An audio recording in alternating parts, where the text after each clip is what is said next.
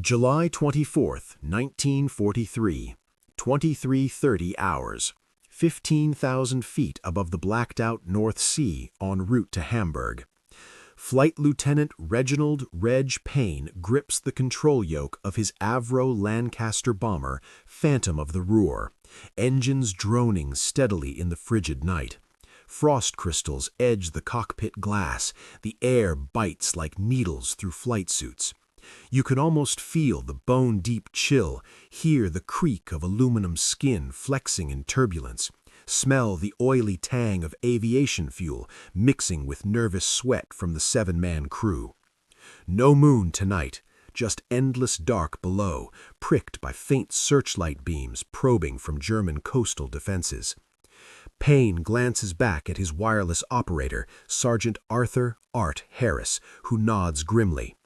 "Window ready, Skipper." Bundles of aluminum foil strips, codenamed Window, stacked in the bomb bay, cut to precise lengths matching the wavelength of German Freya and Würzburg radars. Secret for months, tested in utmost secrecy at Telecommunications Research Establishment in Malvern. Tonight, it's unleashed. The lead Lancasters of No. 5 Group, Bomber Command, cross the enemy coastline. Flak bursts bloom like deadly fireworks. 88mm shells whistling up, exploding in black puffs. Payne banks slightly. His navigator calls out, 5 minutes to drop zone. The crew tenses. Window isn't bombs, it's deception. Each bundle, released at timed intervals, will scatter thousands of foil strips, drifting like metallic snow, reflecting radar pulses to create ghost echoes. One plane's drop mimics a squadron's an armada. Suddenly the intercom crackles. Bandits, night fighters inbound. Luftwaffe Messerschmitt Bf-110s, guided by ground radar, vector in. Payne dives the Lancaster lower, engines straining. Drop now. Bundles tumble out, foil unfurling in shimmering clouds behind. The strips catch the wind, spreading wide, invisible in the dark, but alive on enemy scopes. In a Freya radar station near Cuxhaven, Lieutenant Hans Müller stares at his cathode ray tube. Blips multiply, first a stream, then a swarm. Mein Gott, hundreds, thousands. Alarms wail, controllers scramble. The sky fills with phantom bombers, overwhelming the screens. Fighters launch, but into what? Chaos erupts in the command bunker. Phones ring. Officers shout vectors to non-existent targets. Payne's Lancaster presses on, the real raid slipping through the confusion. Hamburg's lights flicker below, unawares. The foil clouds drift, turning radar eyes blind. But as the first bombs fall, one question burns in Müller's mind. How can the sky be full of invisible enemies? The night raid begins. The deception unfolds. The first bundles of Window cascade from the bomb bays like glittering confetti in the black sky.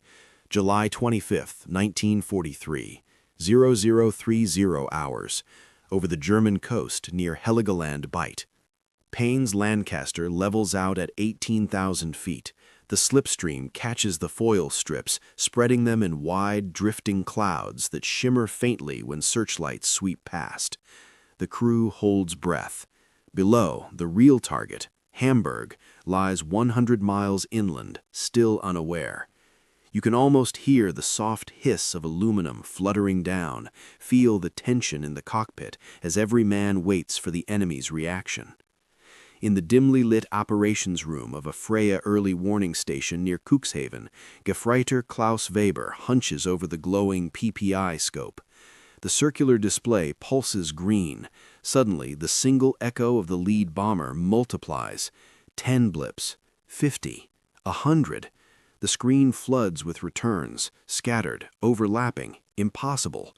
"Alarm! Massiver Feindverband," he shouts. The controller beside him freezes, eyes wide. "Das kann nicht sein, so viele." Würzburg gun-laying radars downstream report the same, swarms of contacts where only a few should be. Fighters scramble from Javer and Wittmund, Bf-110s and U-88s clawing for altitude, but ground control vectors them into empty sky. Ziel unbekannt, Geister. Ghosts. The deception works brutally. Real bombers slip through gaps in the radar net, while fighters chase phantoms, burning fuel and time. Oberstleutnant Josef Kammhuber, architect of the Kammhuber Line, receives frantic calls from sector boxes. His Himmelbett system, interlocking radar boxes with night fighters and flak, collapses under the overload. Controllers shout conflicting bearings. Some stations shut down scopes in confusion, fearing equipment failure. The sky, once mapped with precision, now appears packed with invisible armadas. Payne's Lancaster flies steady, bomb aimer Sergeant Tommy Evans calling heights and headings. No fighters lock on, yet. The window trail lingers, a metallic veil that blinds the enemy for minutes at a time. As the stream reaches Hamburg, more bundles drop, creating corridors of chaos. Searchlights sweep uselessly, flak batteries open fire on shadows, shells bursting harmlessly among foil ghosts. In a Würzburg Riese bunker near Hamburg, Lieutenant Friedrich Lange slams his fist on the console. Nichts, nur Störungen, nothing but interference. His operators adjust gain, frequency, nothing clears the screen. The bomber stream is real, but diluted by thousands of false echoes. The raid arrives almost unopposed at first. Incendiaries rain down, starting fires that will merge into the infamous Firestorm. Back in the air, Payne banks for the run-in. Bomb doors open. The payload drops. 4,000-pound cookie and incendiaries tumbling toward the city. Below, flames bloom orange against the night. The Germans scramble to respond, but the damage is done. Yet as the last bombers turn for home, one chilling realization spreads through the command posts. If radar can be fooled so completely, how many more invisible fleets wait in the dark? The firestorm rages. The night is far from over. The first incendiaries strike Hamburg's rooftops like falling stars. July 25, 1943, 0120 hours. The city awakens in panic. Air raid sirens wail across the Elbe. Searchlights stab upward through thickening smoke. Payne's Lancaster completes its run, bomb doors slamming shut as the aircraft banks hard for the northwest. The crew exhales raggedly. Below, orange blooms merge into rivers of fire. You can almost smell the acrid bite of burning wood and tar, feel the distant heat rising in thermal columns that buffet the bomber on its climb-out, hear the muffled thunder of explosions rolling across the night. The Windows effect lingers.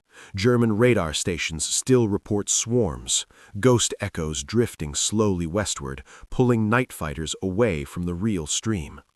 Oberstleutnant Kammhuber, in his underground headquarters in Stade, slams the table. Falsche Ziele, die Wirklichen sind durchgebrochen. False targets, the real ones have broken through.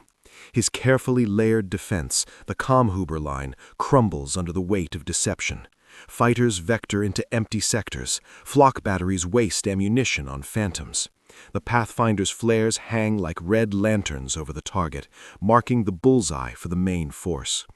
Back in the sky, Payne's gunners scan the darkness. Fighter at 6 o'clock low, the rear gunner calls. A U-88 closes fast, cannons flashing. Payne dives the Lancaster into a corkscrew, engine screaming, airframe groaning. The German overshoots. The mid-upper gunner rakes him with Brownings. The night fighter spins away trailing smoke. Close. Too close. But the window corridor still shields them. Enemy radar can't lock a precise vector through the foil storm. On the ground, chaos reigns. Hamburg's fire brigades race through streets already alight. The incendiaries, thousands of 4-pound sticks, ignite timber-framed houses, warehouses, asphalt roads. A firestorm ignites. Superheated air rises in a vortex, creating winds of hurricane force that suck oxygen from shelters and feed the blaze. People trapped in cellars suffocate. Others flee into streets only to be consumed by the inferno. Temperatures soar past 1,000 degrees Celsius. Steel twists, glass melts. The sky above glows red, visible for miles. In a Würzburg control bunker near the city, Lieutenant Lange stares at his useless scope, still crowded with false returns. Es sind zu viele, es kann nicht echt sein. Too many, it can't be real. He orders operators to ignore the swarm, focus on confirmed tracks. Too late. The bomber stream has passed, only stragglers remain. The raid's second wave follows the first, more window dropped to keep the deception alive. Fighters arrive piecemeal, too few, too late, harassing the edges but unable to break the formation. Payne levels at 20,000 feet, course for home. The rear gunner reports fires visible 50 miles back, a glowing scar on the horizon. The crew is silent now. They know the cost. Thousands dead below, but the target crippled. U-boat pens damaged, factories gutted, morale shattered. Yet the victory feels hollow. Radar, once the defender's all-seeing eye, has been blinded by strips of foil no thicker than cigarette paper. As the Lancaster crosses the coast outbound, one final thought haunts the German controllers watching the fading ghosts. If a few tons of aluminum can create an invisible army, what happens when the Allies perfect this trick? The fires burn through the night. The deception has only begun. The fires of Hamburg rage through the night and into morning. July 25, 1943, 04:30 hours. Payne's Lancaster crosses the Dutch coast outbound, engines throttled back for fuel economy, the crew silent except for the steady drone and occasional crackle of the intercom. The sky behind them glows an unnatural orange, visible even at 200 miles. You can almost taste the exhaustion in the cockpit, feel the ache in shoulders braced against the yoke for hours, smell the faint cordite lingering on flight suits from defensive bursts. No one speaks of the inferno below. They know the cost. They feel it in the quiet. In the shattered streets of Hamburg, dawn reveals a city in agony. Over 40,000 dead, many from asphyxiation in overcrowded shelters, others incinerated where they stood. Entire districts erased, St. George, Hammerbrook, Rothenburg Sort reduced to smoldering rubble. The firestorm's winds tore trees from roots, hurled people into flames, melted asphalt into sticky traps. Survivors stagger through ash-choked air, faces blackened, eyes vacant. Fire brigades overwhelmed abandon hoses as water mains burst and pressure drops to nothing. The Elbe steams from heat, bridges buckle. At Luftwaffe headquarters in Berlin, Reichsmarschall Hermann Göring receives the first fragmented reports. His face darkens. Unmöglich, he mutters. Impossible. Kammhuber's staff confirms the worst. Radar stations overwhelmed by false returns, fighters chasing ghosts, while real bombers gutted Germany's second-largest port. The Kammhuber Line, once hailed as impregnable, exposed as fragile. Window has turned the defender's greatest advantage, early warning, into a liability. Controllers who trusted their scopes now doubt every blip. Night fighters, already stretched thin, wasted precious sorties on illusions. Göring slams the phone down. Aluminum Streifen, lächerlich. Aluminum strips, ridiculous. Yet the evidence is undeniable. Intercepted Bomber Command signals later confirmed the tactic. Captured foil samples analyzed in haste revealed the simple genius. Cheap, passive, devastating.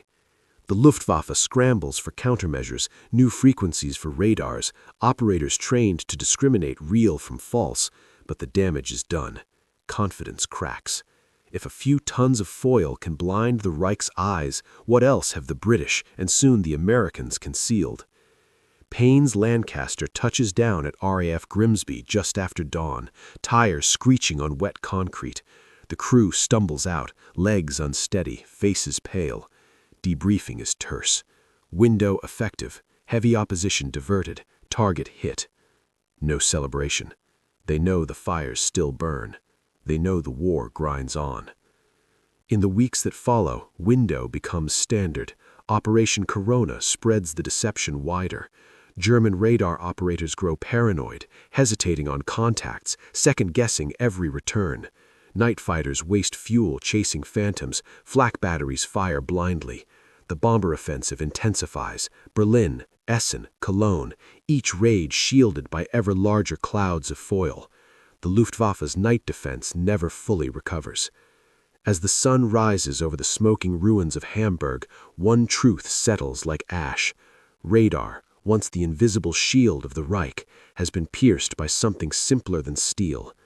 The sky is no longer theirs alone. The ghosts have won.